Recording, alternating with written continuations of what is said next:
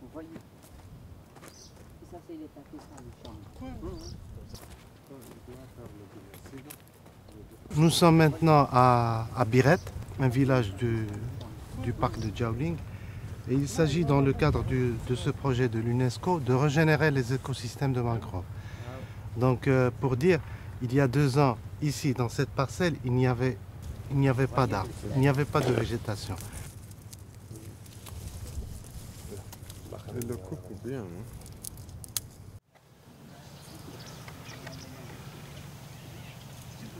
Nous étions vraiment surpris que nous avons réussi à 100% de développer la mangrove avec ces techniques et ce savoir que nous avons acquis à travers l'assistance technique de l'UNESCO. C'est pour la première fois que cela se fait à l'échelle nationale de la Mauritanie.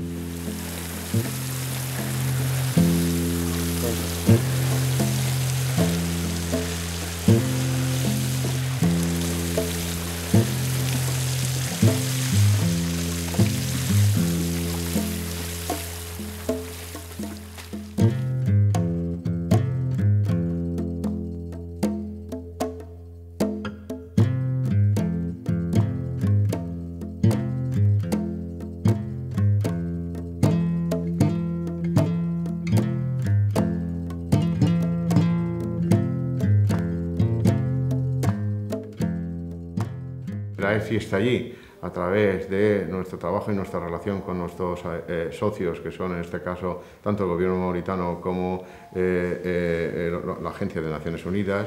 Pues la verdad es que el medio ambiente es imprescindible para el desarrollo sostenible. La degradación sobre el medio ambiente que ha tenido en los últimos años en Mauritania ha sido muy importante.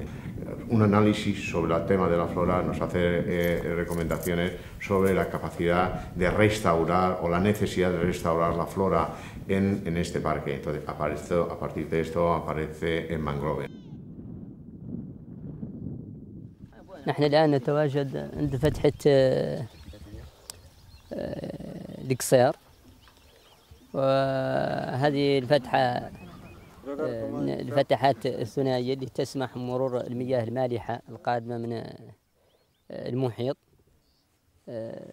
عبر حوض جاولين.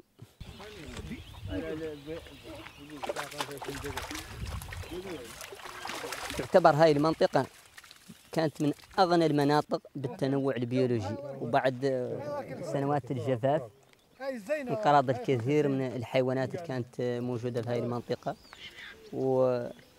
وكذلك العديد من أصناف النباتات والأشجار.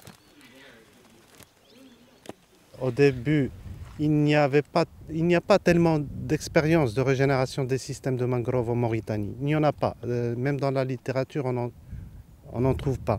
Donc on a entrepris une action innovante qui a été réussie et qui a donné des bénéfices au niveau environnemental et au niveau de la population et donc du développement.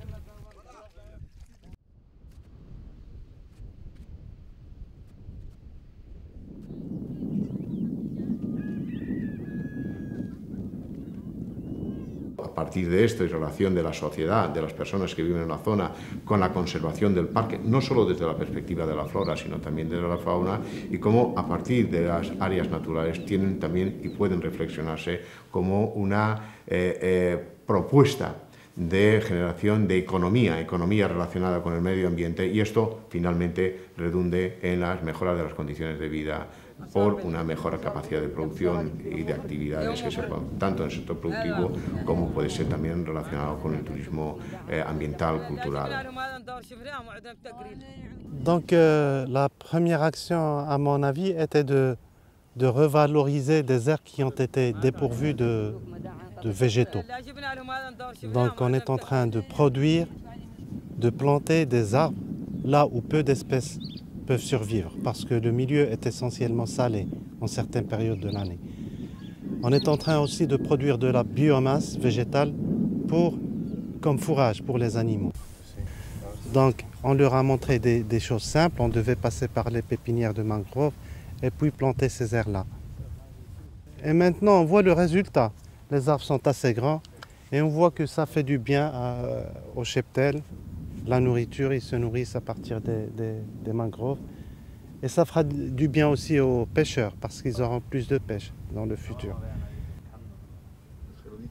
Creo que del conjunto de los proyectos, de los programas que fueron aprobados aquí en Mauritania con el tema del objetivo del milenio, el fondo para los objetivos del milenio del que contribuyó España, yo podría decir que este es uno de los que más resultados ha sacado.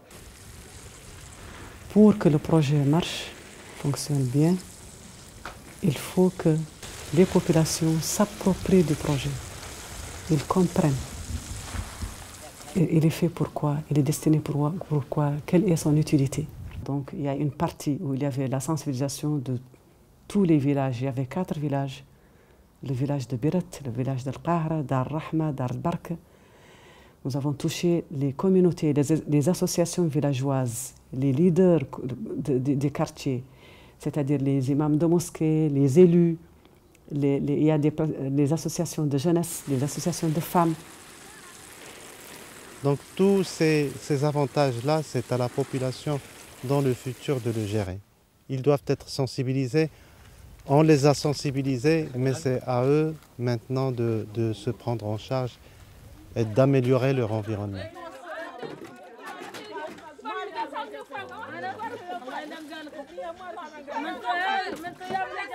Chaque jour, il arrose le matin, il arrose le soir. Ils font des équipages. Il y a 3 groupes. Chaque jour, il y a un groupe qui arrose le matin et le soir. Demain, deuxième groupe, elle prend, elle arrose le matin et le soir. Après demain, troisième groupe, elle monte, elle arrose le matin et le soir. Ainsi de suite. C'est partout d'Europe.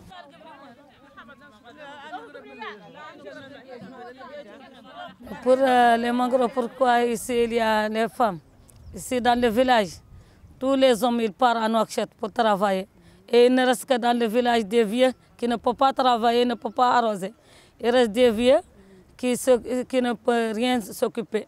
Et d'autres hommes qui sont jeunes, ils sont partis à Nouakchott pour travailler, pour gagner quelque chose pour leur famille, qui sont très pauvres.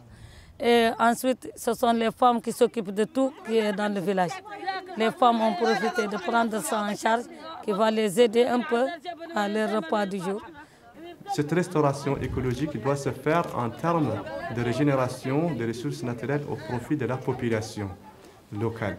Donc c'est pourquoi la population qui était initialement farouchement opposée à l'idée de créer le parc, maintenant ils ont si l'importance de la création du parc national du Djaouling et de sa mission, parce que ça a contribué à l'amélioration de leurs conditions de vie à travers la régénération de ces ressources naturelles, à savoir particulièrement la pêche, particulièrement l'élevage, également l'artisanat et le maraîchage aussi, qui font de retombées directes à la population locale.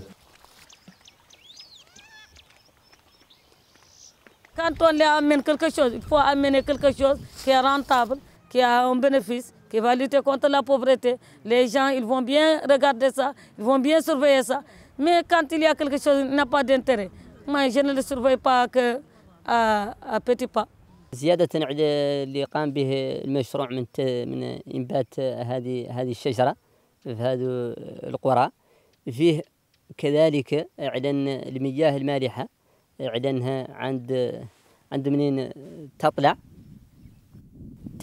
تسحى معها الكثير من بذور هذه الشجرة من الجزر اللي توجد فيه مقابات المانغروف وتنبت بشكل طبيعي.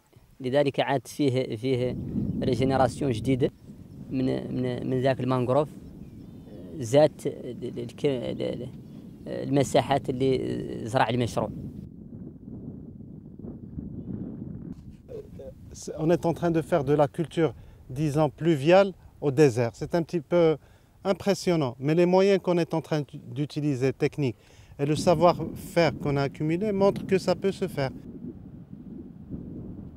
Nous avons acquis le savoir, la technique de développement et de régénération de l'espèce Avicennia germinans en termes de régénération des écosystèmes de mangroves. Donc dans notre plan d'aménagement, et de gestion future, nous allons dédier une composante importante de régénération des écosystèmes de mangroves afin de pouvoir répondre à notre mission de restauration écologique de cet ensemble d'écosystèmes et de biodiversité au profit, bien évidemment, de la population locale à une échelle plus large à la population au niveau de toute la Mauritanie et à l'univers entier.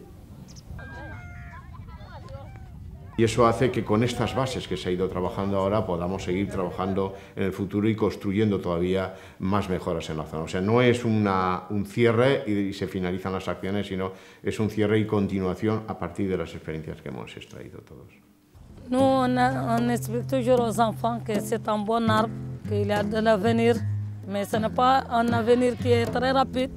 Mais comme dit l'oiseau, petit à petit l'oiseau fait son nid, que ça va venir dans le temps. Et nous, quand on est déjà sur le terrain et demain ils grandissent, peut-être ils vont trouver le bénéfice.